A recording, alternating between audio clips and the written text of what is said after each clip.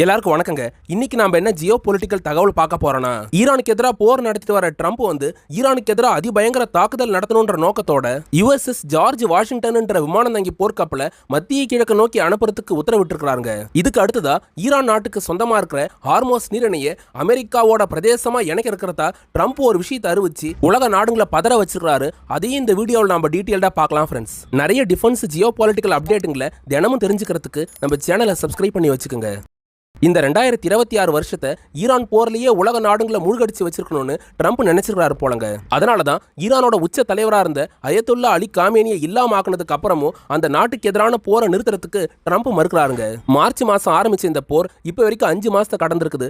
இன்னமும் ஈரானுக்கு எதிரான தாக்குதலை நிறுத்திட்டு போர்ல இருந்து வெளியேற எண்ணத்தோட ட்ரம்ப் இல்லவே இல்லைங்க. தற்சமயம் சவுதி அரேபியாவோட பிரின்ஸா இருக்க முகமது பின் சல்மான் கேட்டுக்கிட்ட காரணத்தினால மட்டும் கடந்த ஒரு 7-8 நாளா ஈரானுக்கு எதிராக எந்த விதமான ஏர் ஸ்ட்ரைக்கையும் நடத்தாம அமெரிக்க ராணுவத்தை கொஞ்சம் அமைதியா இருக்கிறதுக்கு ட்ரம்ப் உத்தரவிட்டிருக்காரு. ட்ரம்ப் தற்காலிகமா கொண்டு வந்திருக்கிற இந்த போர் நிறுத்தம் அங்க எத்தனை நாளைக்கு அமல்ல இருக்குன்றத யாராலையும் கண்டுபிடிக்க முடியாதுங்க. எப்ப வேணா ட்ரம்போட ராணுவன்றது ஈரானுக்கு எதிராக தாக்குதல் நடத்துவாங்க. அதனால அந்த மத்திய கிழக்கு பிராந்தியம் திரும்பவும் போருக்குள்ளார போய் சிக்கிக்கிறதுக்கு அதிகமான வாய்ப்புகள் இருக்குது. இப்படிப்பட்ட நிலைமையில அமெரிக்காவோட ராணுவ தலைமையகமா இருக்கிற பென்டகன் ஒரு விஷயத்தை அறிவிச்சிருக்காங்க. ஈரான் நாட்டுக்கு எதிராக ஃபர்ஸ்ட் ஃபேஸ் செகண்ட் ஃபேஸ் வார வெற்றிகரமா நடத்தி முடிச்சிருக்கிற அமெரிக்க ராணுவம் இப்ப தேர்ட் ஃபேஸ் வார நடத்துறதுக்கு ஏதுவா அமெரிக்க ராணுவத்துக்கு சொந்தமான மிக பிரம்மாண்டமான ஏர்கிராஃப்ட் கேரியர்கள்ல ஒன்னா இருக்க USS ஜார்ஜ் வாஷிங்டன் விமானம் தாங்கி போர்க்கப்பலை மத்திய கிழக்கு நோக்கி அனுப்புறதுக்கு ட்ரம்ப் தனிப்பட்ட முறையில் உத்தரவிட்டிருக்கிறதா அமெரிக்க ராணுவம் சொல்லியிருக்காங்க. Friends, USS George Washington aircraft carrier மத்திய கிழக்கு நோக்கி நகர ஆரம்பிச்சிருச்சுன்னு அமெரிக்காவோட பென்டகனும் உறுதி பண்ணியிருக்காங்க.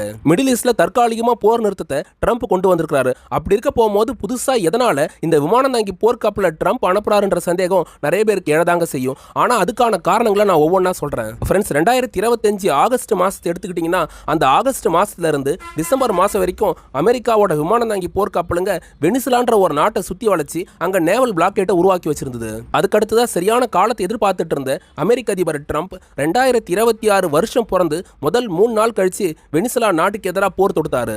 அந்த பிராந்தியத்துல வெனிசுலாவுக்கு எதிராக போர் நடத்தி அந்த நாட்டை தன்னோட கட்டுப்பாட்டின் கீழே கொண்டு வரதுக்கு நேவல் பிளாக்கேட்டா நிறுத்தி வைக்கப்பட்டிருந்த அமெரிக்காவோட விமானம் தாங்கி போர்க்கப்பலுங்க இந்த வெனிசுலா போருக்கு அமெரிக்காவுக்கு பயன்பட்டது. இந்த போர் ஜனவரி மாசம் முடிஞ்ச கையோட பிப்ரவரி மாசம் 2026 அப்ப அமெரிக்காவோட அதிபரா இருக்க ட்ரம்போட உத்தரவுக்கு இணங்க அமெரிக்காவோட விமானம் தாங்கி போர்க்கப்பலா இருக்க USS ஆப்ரஹாம் லிங்கன் என்ற போர்க்கப்பல் மிடில் ஈஸ்ட் நோக்கி அனுப்பப்பட்டதுங்க. 2025ல ரஷ்யாவை கண்காணிக்கிறதுக்காக அட்லாண்டிக் ஓஷன்ல நிறுத்தி வைக்கப்பட்டிருந்த இந்த USS ஆப்ரஹாம் லிங்கன் போர்க்கப்பல் ட்ரம்போட உத்தரவுக்கு இணங்க மத்திய கிழக்கு நோக்கி பயணப்பட ஆரம்பிச்சது. பிப்ரவரி மாசம் 2026 முடியறதுக்குள்ளார ஈரான் நாட்டோட அந்த கல்ஃப் ஆஃப் ஓமன் கடல் பகுதியில் நேவல் பிளாக்கேட்டை உருவாக்குன இந்த USS ஆப்ரஹாம் லிங்கன் போர்க்கப்பல் பிப்ரவரி 28, 2026 அன்னைக்கு இந்த விமானம் தாங்கி போர்க்கப்பல்ல இருந்து புறப்பட்ட அமெரிக்காவோட போர் விமானங்கள் ஈரான் நாட்டோட தலைநகரமா இருக்க தெஹ்ரான் மேல தாக்குதலை தொடங்கி அதிகாரப்பூர்வமா ஈரான் அமெரிக்கா போற அந்த பிராந்தியத்தில் தொடங்கி வச்சுதுங்க. ஃப்ரெண்ட்ஸ், இப்படி ஈரானுக்கு எதிராக போர் நடத்துறதுக்கு மிடில் ஈஸ்டுக்கு வந்திருந்த இந்த USS ஆப்ரஹாம் லிங்கன் போர்க்கப்பல் கடந்த ஒரு 6 மாசத்துக்கு மேல ஏறத்தாழ 200 நாளைக்கு மேல அந்த மத்திய கிழக்கு பிராந்தியத்தில் தான் டிப்ளாய்மெண்ட் செய்யப்பட்டிருக்குது.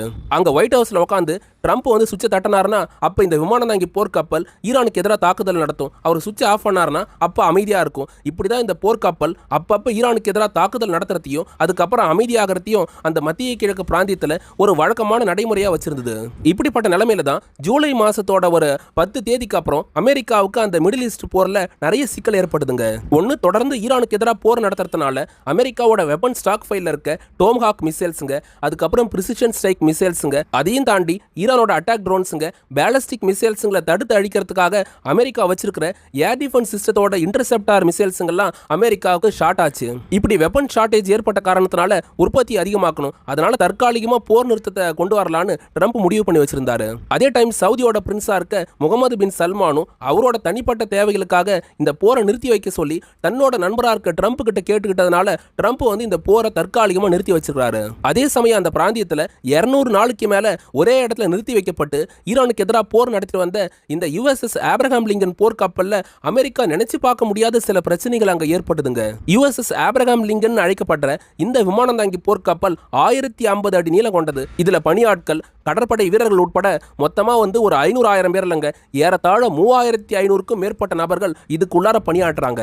கடல்ல மிதக்கிற இந்த ஏர்கிராஃப்ட் கேரியருங்கள்ல நிறைய பணியாட்கள் இருக்கிறதுனால இதை ஒரு குட்டி நகரனே நம்ம அழைக்கலாம். இப்படி 4000 பேர் வரைக்கும் அந்த கப்பல்ல இருக்கிறதுனால அமெரிக்காவுக்கு நிர்வாக ரீதியா அங்க என்னென்ன தேவைகளும் பிரச்சனைகளும் ஏற்படுதுன்னா, ஆயிரக்கணக்கான பேர் வந்து ரொட்டீனா டாய்லெட்ஸ் யூஸ் பண்ணணும், அவங்களுக்கு ட்ரெஸ்ஸஸ் வந்து துவச்சி போட்டாகணும், அதையும் தாண்டி 3 வேளைக்கு அவங்களுக்கு வந்து உணவு தயார்படுத்தணும். இது கூடவே அவங்களுக்கு எதனா வந்து மருத்துவ ரீதியான பிரச்சனைகள் ஏற்பட்டா அதுக்கு தேவையான மருந்துகளையும் தொடர்ந்து கொடுக்க வேண்டியிருக்கும். இப்படி நிர்வாக ரீதியா பல நாட்கள் வந்து ஆயிரக்கணக்கான பேரை ஒரு விமானம் தாங்கி போர்க்கப்பல்ல வச்சிருக்கிறது சிரமமான ஒரு விஷயங்க.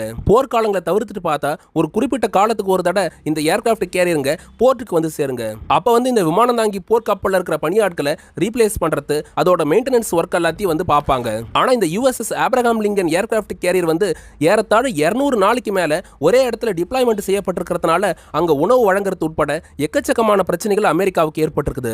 அமெரிக்கா வந்து வல்லரசா இருக்கிறது மட்டும் இல்லாம பர்ஃபெக்டான ஒரு ராணுவத்தை வச்சிருக்கிற நாடா இருக்கிறதுனால ஒரு 100 இருந்து 150 நாள் வரைக்கும் ஒரு விமானம் தாங்கி போர்க்கப்பலை வச்சு ஒரே இடத்துல அவங்களால போர் நடத்த முடியும். அதுலயுமே இந்த ஏர்கிராஃப்ட் கேரியர் வந்து 150 நாளை கடந்து ஏறத்தாழ 210 நாள் வரைக்கும் இது கடல்லே மிதந்துட்டு இருக்கிறதுனால அதுல இருக்கக்கூடிய பணியாட்களுக்கு அதிகபட்சமான மன அழுத்தம் ஏற்பட்டதா சொல்லப்படுதுங்க.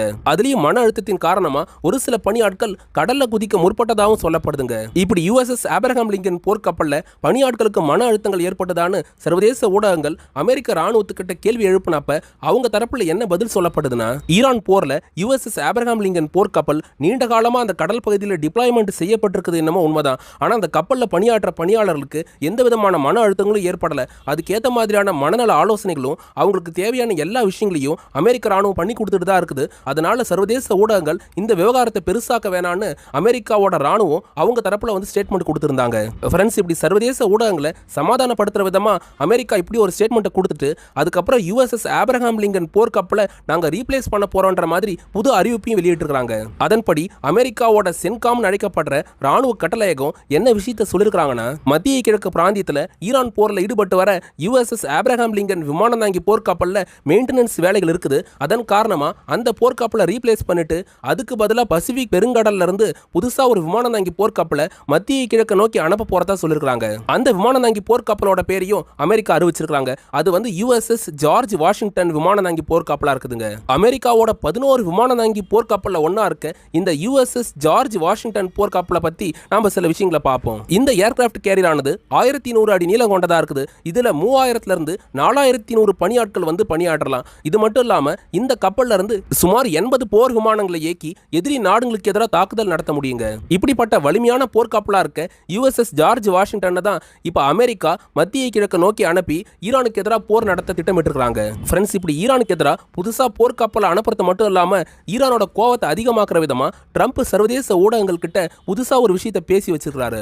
ஈரான் ஆட்சியாளர்களை உச்சகட்ட கோவத்துக்கு கொண்டு போகிற விதமா ட்ரம்ப் அப்படி என்ன பேசியிருந்தாருன்னா, 5 மாச போர்ல ஈரானோட முப்படைகளும் முக்காவாசி அழிஞ்சு போச்சு, இன்னும் கால்வாசி ராணுவத்தை தான் அவங்க கைவசம் வச்சிருக்காங்க. அந்த ராணுவத்தையும் உடனே அழிச்சிட வேணாம், கொஞ்சம் டைம் கொடுப்போம் தான் அமெரிக்கா தரப்புல ஈரானுக்கு எதிரான போரை கொஞ்ச நாளைக்கு நிறுத்தி வச்சிருக்கிறதா ட்ரம்ப் பேசியிருக்காருங்க.